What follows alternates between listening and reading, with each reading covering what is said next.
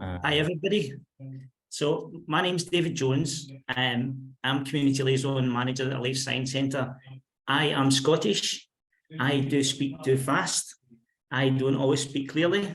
So if I don't, please do holler, because the intention is to communicate with everybody. So please feel free to step in any time and say, slow down, David, repeat that, whatever you need to do to get the message. So it's been interesting. I did a presentation at Excite a few weeks ago, and on the back of that, I was asked to do today's session. And actually reflecting and then starting to put the presentation together today was interesting. And I'll tell you why it was interesting when I get to a certain part of the presentation. So let me just explain. Approximately 5 years ago, we started to work with an organisation called Northeast Autism Society, because as a science centre, we just don't have the connections into the sensory communities. And we needed somebody to be to vouch for us and to be that gatekeeper that opened the door for us to have access to the community. So we started to work with some families and build up a relationship with those. And it was about helping. The idea was that young people would help us to change some exhibits and some environments for some new exhibitions. And they did that, and they did more than that. However, what it was we were really doing in the background, and we weren't so clear about, is we were building relationships and knowledge about the autistic community and how it operated. And so what we did is we developed what we thought was our first sensory bag. And our first sensory bag was launched to support our Sensory Sundays, which took place just before COVID. So we had 2 of those. Now, what's really interesting here is I have no pictures to show you of our first sensory bag, because it didn't seem that important at the time to take some pictures, because we weren't switched on about how to communicate with the community. We were still learning. COVID came, and then we decided that actually, if we relaunch Sensory Sunday, actually a sensory event's about bringing new sensory equipment in. What we're actually doing is desensitizing the environment. So we decided to call it Relaxed Sunday. And as part of that, we've set about developing a new sensory bag. Now, to do that sensory bag, the first one had been developed, to be honest, primarily by myself, an insight that I had captured and brought together. But to do the second sensory bag, and because we were working closely with communities, as you can see from the picture here, what we did is we asked some of the young autistic advocates that we were working with to bring in their sensory tools, their fidgets, to let us see what they had. So they came in and they poured onto the table, I'm going to say 100 fidgets. I didn't even know there was that many different types. And you can see from the picture here, what they're doing is, in fact, showing us every single fidget that they brought in and how it operated, and what was the difference within them. So at the end of that session, we asked the young people, what are your favourites? And the favourites that they showed us are actually what we've got in our sensory bags today.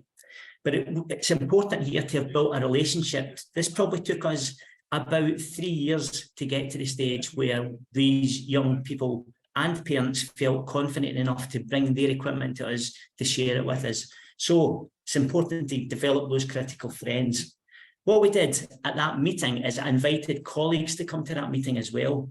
And so when we developed the new sensory bag, which I'm just going to show you, what happened is some of these components ended up being in our shops, because some of the staff who managed the shops were there, saw the power of it and decided to have them in the shops, and we still sell them to this day. So without further ado, here's our sensory bag. Now, I'm going to just push this. Oops, sorry about that noise. I'm going to put it further away, and I'm going to show you what's in the sensory bag. Now, the sensory bag itself has got no merchandising on it at all. It's just blank. And that's deliberate so that anybody who hires the sensory bag or borrows the sensory bag, there's no stigma attached to it. They could just be carrying any kind of bag as they walked about. There's no issue about that at all. So I'm going to pour all this onto the table. And the bags were actually bigger. But what the young people in the first sensory bags we made were actually bigger. What the young people told us is the bags are too big. We're not walking about with that. So we had to get smaller bags. Again, it's insight we wouldn't have had if we hadn't asked people. Do you mind just stop sharing, and then that way people can see you a bit bigger as well? Yeah, no bother. Is that better? Right, great. So first thing in the sensory bags is ear defenders. So I'm going to put on ear defenders. What I'm going to ask you to do is, for people who haven't tried ear defenders on in a sensory way, is to take the time out and go and hunt out a pair of ear defenders. What you'll probably all be saying is, I know how ear defenders work. I've put them on before. It's very different when you put them on for a sensory experience. What it will do is it'll block out the noise. So when I put these on, there's an interview taking place in there, or a meeting taking place in the room next door, and I can hear it as I'm talking to you just now. When I put on the ear defenders, I couldn't hear it at all. It blanks out noise in the background. I can't, if you were sitting in front of me, I would hear you no problem, but it takes away things like the sound of air conditioning or cars that are passing in the background. It just makes a difference. Please, please, please, if you do one thing out of this call, is hunt out a pair of ear defenders, put them on and have a conversation with somebody, because it will feel very different than you expect. So that's ear defenders. We've got a range of different fidgets in this bag. Now, what fidgets are to do is to help somebody to regulate. Because often autistic people like to do more than one thing at the same time. If they don't keep their hands busy, often they can't be thinking or listening to what's being said. So it's really important to have these fidgets that do different things. This one here is like a Wii controller that you would get, like a games console controller. It's got 8 different actions on it, very small, something you could put in your bag or in your handbag, in your pocket, and very inconspicuous. Some of the fidgets. Now, the thing that you cannot get here is you can't try these things. But within the sensory bag, we've also got sunglasses, because sometimes for some people, light is what activates them. And we've got wiggly worms. Now, these worms, you can wrap them around your hand, you can put them away. What we found, though, because we've taken this further from sensory bags, and we've put them made sensory boxes for the science labs. We've not put the worms into the sensory boxes for the science labs, because what we found was the children were firing them at each other. Whereas when they're in the sensory bags, the parents have got control over the children, they've got more influence over the children, so they're more likely to use them in a regulatory way rather than a playful activity. We've got poppers. Now, this is my favourite one, though, and this is my absolute favourite. This one is what you would probably see as a fidget spinner. It just spins. It doesn't just spin. It's got poppers on it. It's not just got poppers on it, because some children are locked in, and it's actually got a wee face on it. And the wee face, show you first, the wee face allows you to see how the person's feeling. And if the person, for example, became locked in and they could no longer speak, they could show their parent or carer, I don't know if you can see that, but the sad face, and that could be a signal for the person to be taken away from the place that they're in, because people can become non-verbal to go.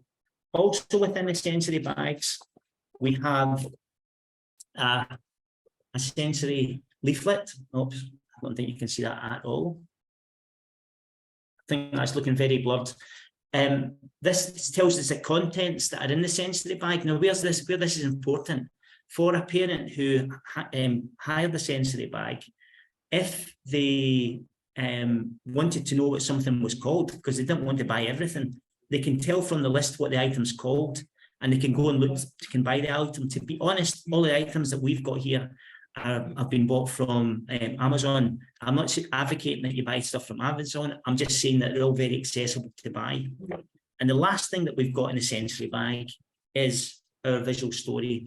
Now, our visual story is in general used to help people to prepare for their visits.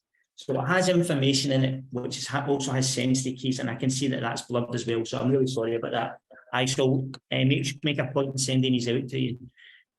People use the visual story usually to prepare for their visit, but not exclusively to prepare for the visit. So we put this in the sensory bag in case somebody gets to a certain stage and they're not able to move forward, and it gives the parent some tools to allow the person to move forward. So I know I only had just over 10 minutes, 10, 15 minutes here to talk. And what I'm going to say to you is, look, it's taken us 5 years to get to the stage that we've got working with the community. It would be very easy for you to do what we did back pre-COVID, which was to make a sensory bag with the tools that we've got here, because I can share that with you and that's not an issue at all. However, if you want to make a more powerful a message for the community, work with your local autism group and ask them what they would want in their sensory bag, because people never ask the communities they want. What they do is they tell them this is what you're getting.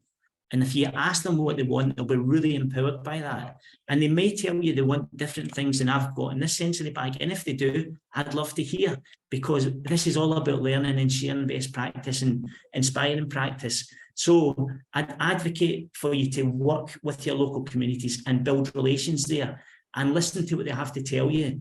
They're the best people to tell you what works best within the environment that you're in. And from that, I'm sure you'll get good sensory bags. To make a sensory bag costs approximately 60 euros, 60 euros, and it can make a massive difference.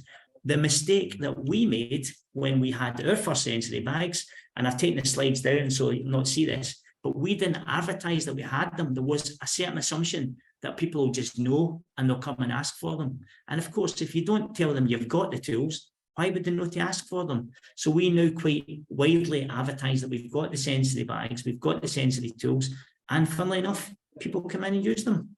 So last but not least, if somebody is autistic or needs to have a sensory bag or sensory tools, the likelihood is that they will bring their own sensory tools with them.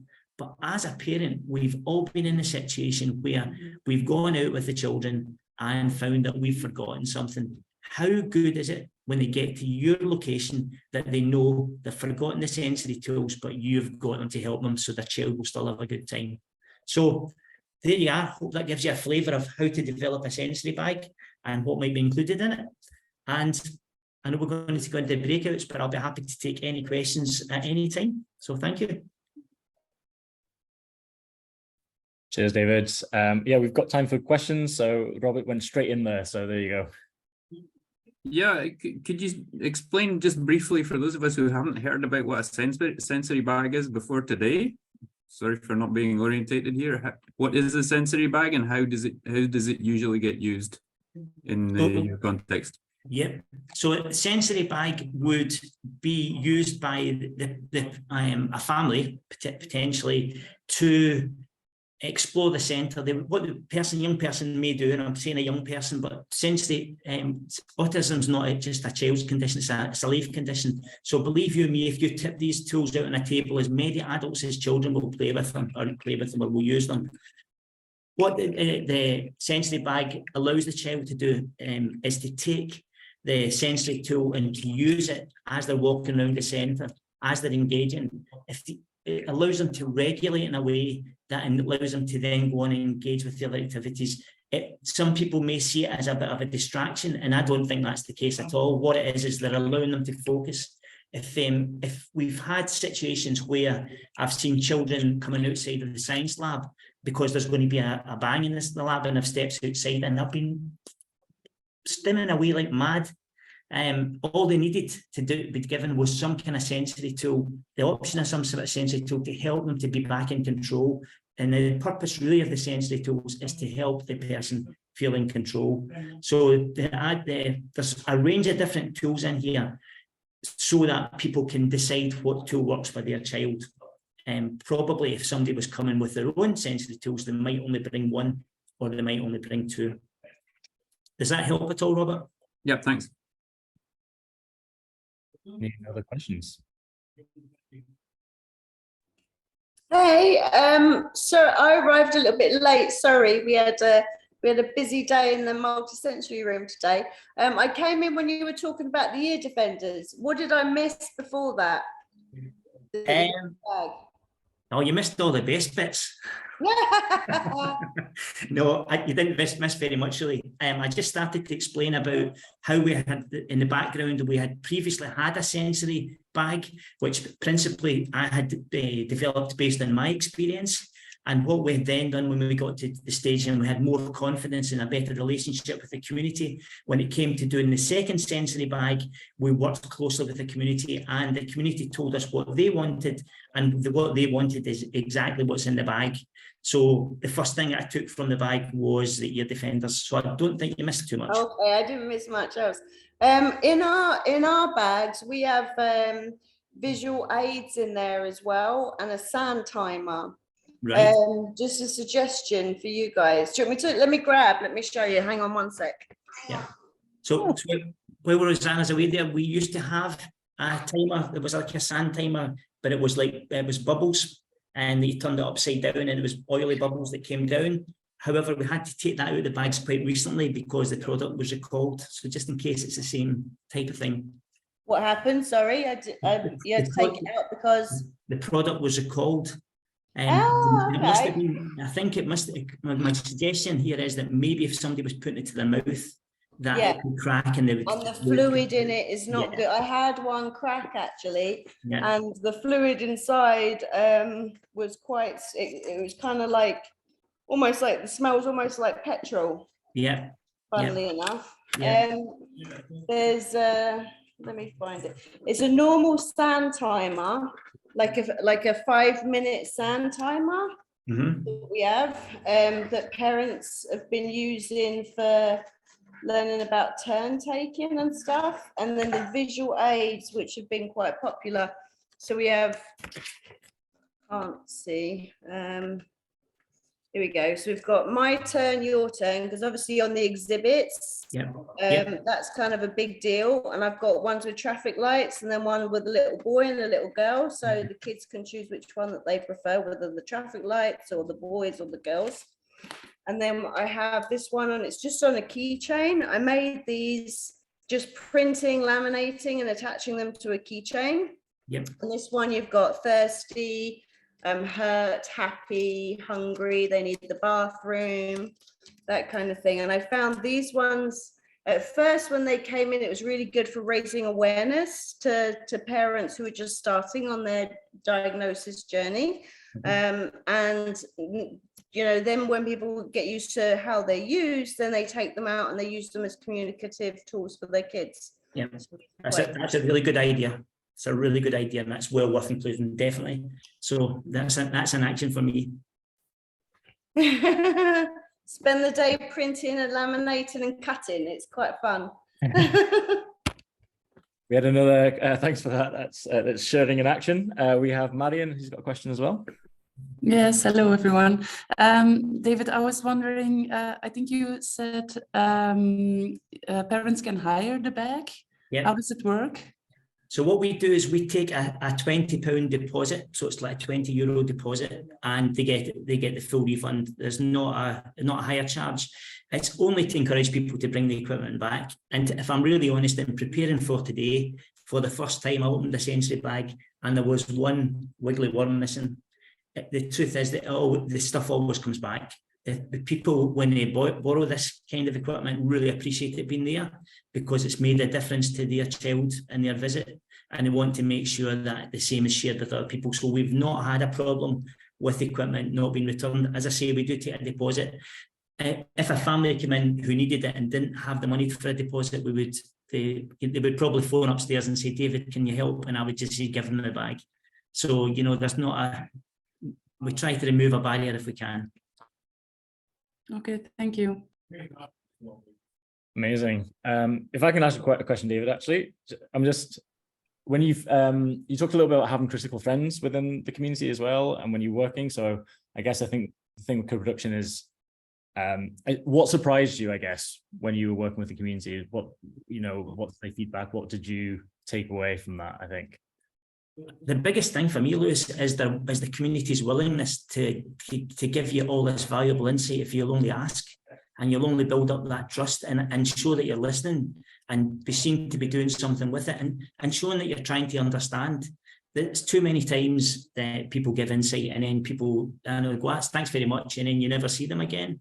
Actually building up that longer term relationship. I mean, as recently as lunchtime today, my car windscreen needed to be replaced, and I had to walk to the garage, and I got a message through Messenger from one of the parents who saw me and said, David, I've just passed you.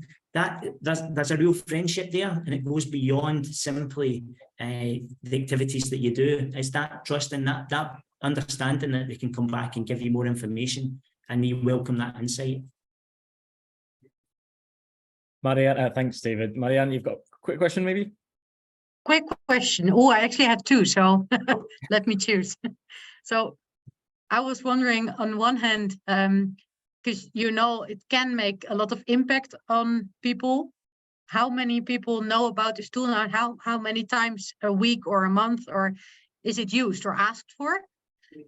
And maybe attached to that, what's the impact on the non-user, other visitors? They probably see people with it, walking with it. Do they ask questions or not at all? So I'll take a second question first. The impact on the other visitors, I would say, is zero. People can, and certainly in the UK, people are more and more often using ear defenders, and it's become a bit more normalised, and people don't really look at that too much. It could just be musical headphones that they're wearing in any case. So that's not usually an issue. Somebody walking about using a fidget or sitting using a fidget, again, is not an issue. After all, we all go to meetings and we click our pens and things like that. People don't think anything about these things. So these kind of adjustments don't have an impact for other visitors. What was your first question again, please, Marianne?